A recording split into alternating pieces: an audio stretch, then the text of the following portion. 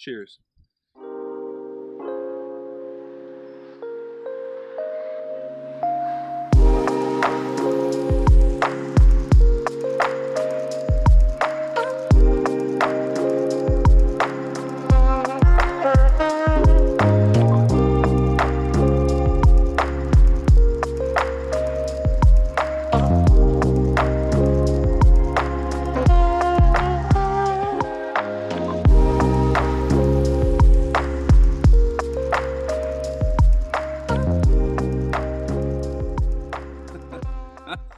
Meet and greet.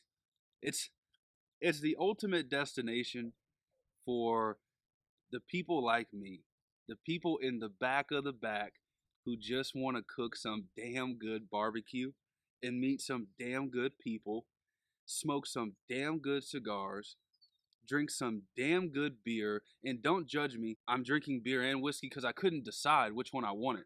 So I just cracked them both. Now, with that said, welcome to Meet and Greet. This is going to be the purest channel that's ever graced YouTube in regards to barbecue. And that's no knock to anybody. I'm just saying that the barbecue community is one where we all love to interact with each other. We all love to share information.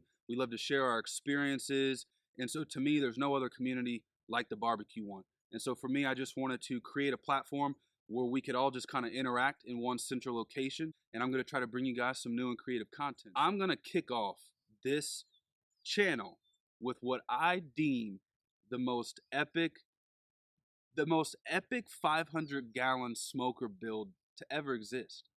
And I say that really before I start filming, so 60 days from now, it could be the biggest flop known to man. But until then, I'm pretty fired up about it. So look, let me break down what it's going to be in regards to the smoker build, and I'll just kind of detail some stuff for you. Before I do that, let me talk about the cigar. Let me talk about the beer, the whiskey.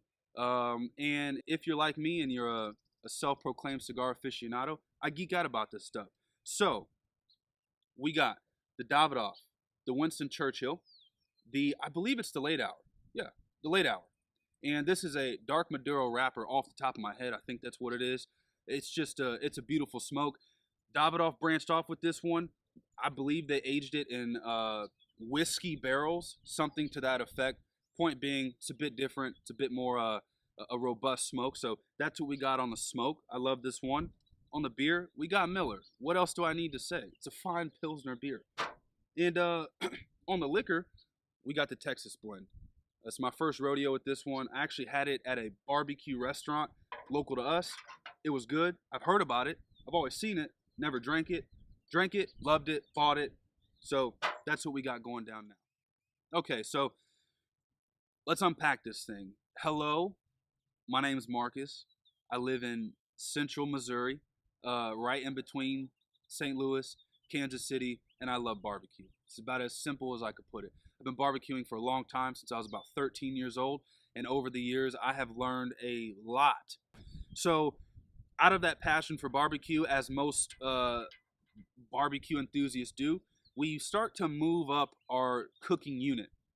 So I've gone from your backyard smoker, and I've given that a run, and then I woke up one day and I said, you know what? I'm ready to enter into the big leagues. And so with that, I'm going to embark on a journey to build a 500-gallon offset smoker. So it's going to be as pure as Texas barbecue as you can get in regards to the way that I'm building this out. It's going to be 500 gallons. It's going to be offset. It's going to be a 250-gallon propane tank sliced in half. I'm going to insert a 24-inch round diameter pipe for a semi-insulated firebox.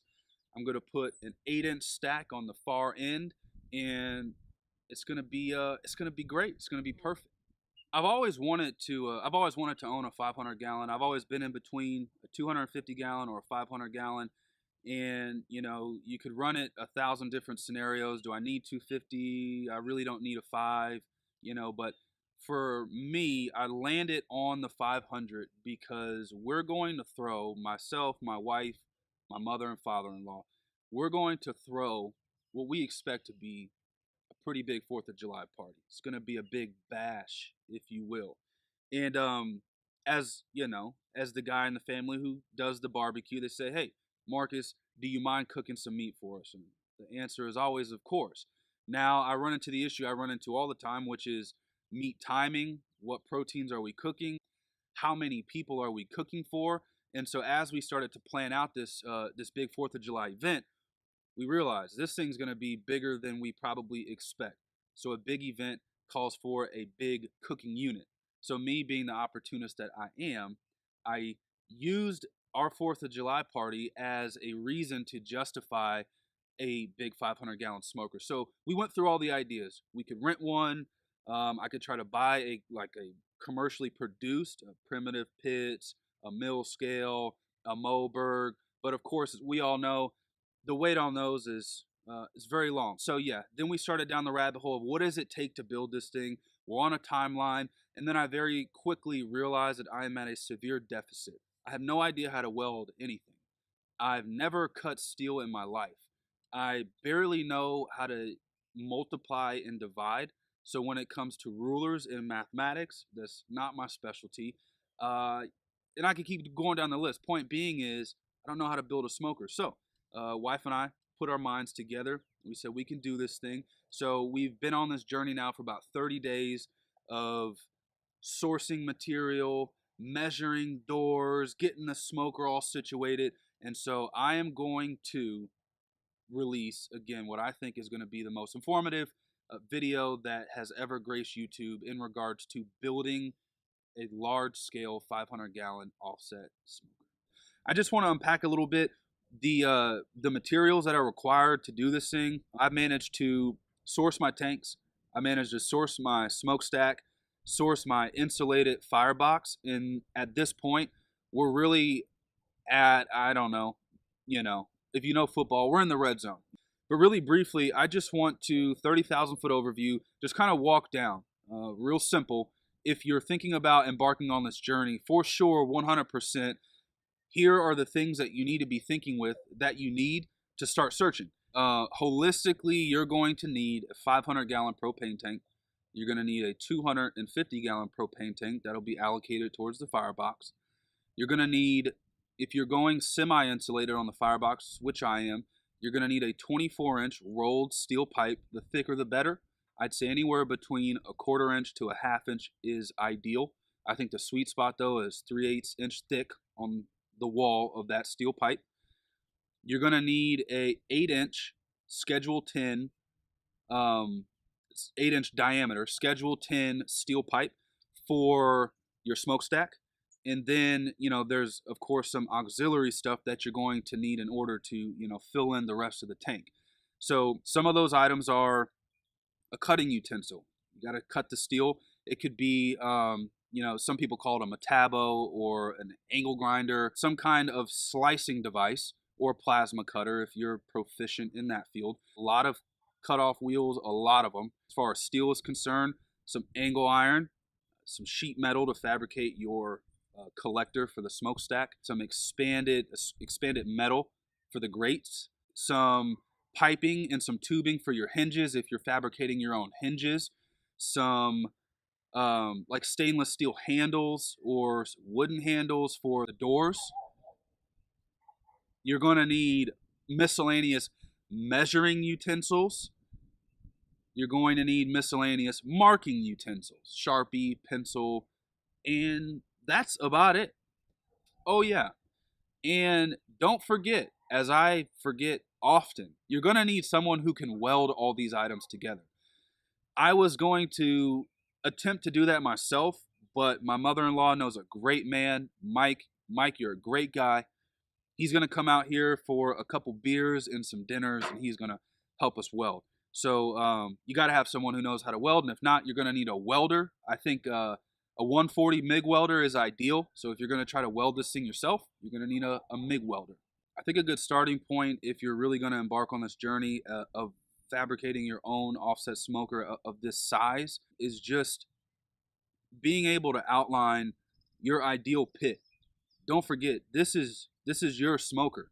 You can make the doors as big or as small as you want. You can make the firebox as big, small as you want, smokestack as well. Now keep in mind, there's optimal efficiency when it comes to building these things So I wouldn't suggest getting too off the rails. I think simple is better, and just being able to outline your ideal smoker while keeping efficiency in mind is important. And so a good starting point to do that is just eating up some content. And I think I keep going back to some core videos and some core people. Aaron Franklin, of course, it's obvious, one of the greatest of all times. He has a PBS series he did many years ago that's still out and about in the wild on Google. That, in my opinion, might be the single-handed most content-rich video that you could get your hands on in regards to building a smoker. And he walks you, for the most part, he walks you through every step.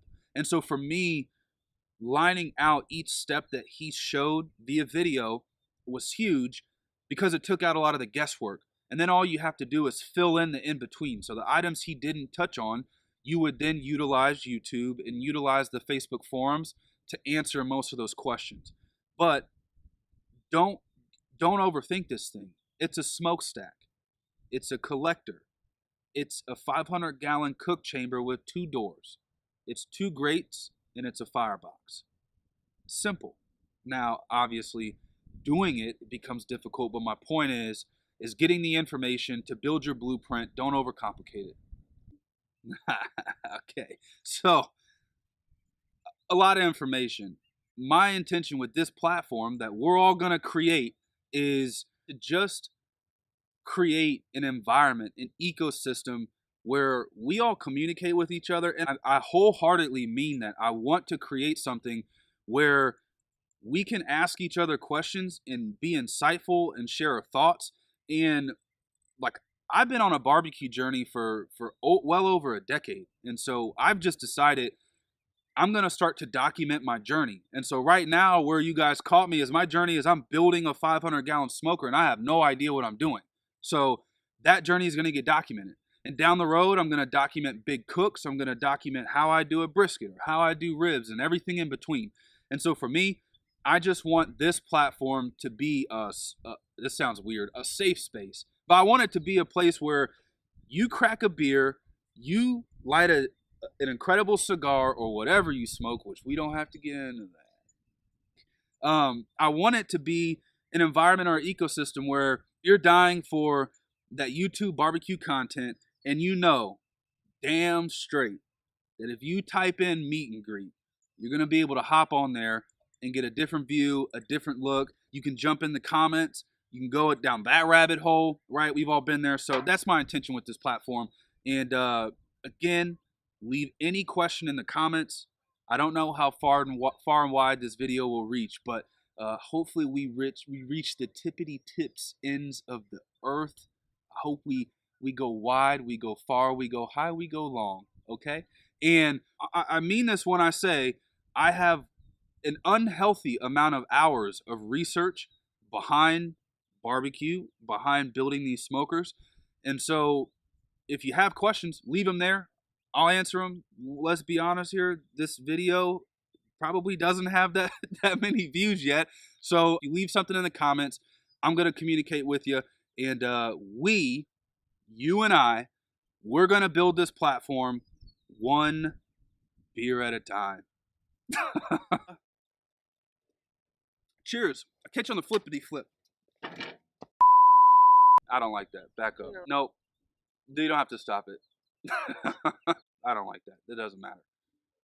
I don't know if I like any of that. Well, I'm energized. It was there, and it rained with the wind. Okay, I got it. I'm getting real streamlined. Press play. Okay. So look.